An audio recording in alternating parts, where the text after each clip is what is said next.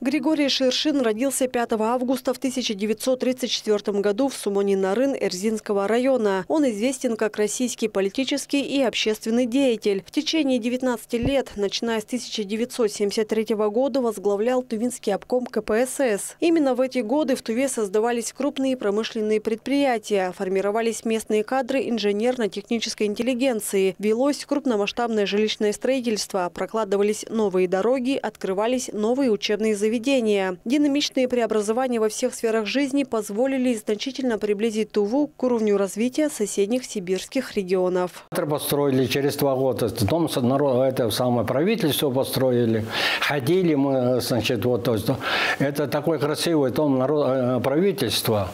Это же со счет своих средств, своих материалов, да. Что сделали, допустим, Красноярск край, Ленинградская область, Московская область и Горький Высот. 4 школы построили в Гзыле.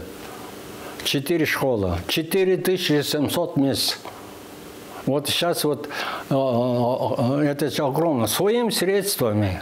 Своими специалистами. Григорий Ширшин до сих пор активный участник политической жизни республики. В свое время он занимал различные должности в органах государственной власти, что позволило ему влиять на принятие решений, касающихся социально- и культурного развития Тувы. Также он участвовал в различных проектах и инициативах, направленных на улучшение жизни жителей Тувы. Решения Центрального комитета вот 1976 года, 1985 года, они играли огромнейшую роль. Вот, например, филиал Красноярского политехнического института, сельскохозяйственного института. Я был министром среднего высшего образования Союза СССР. Вот. У него был, просил вот эти 2 филиала, помогите создать Гзыле.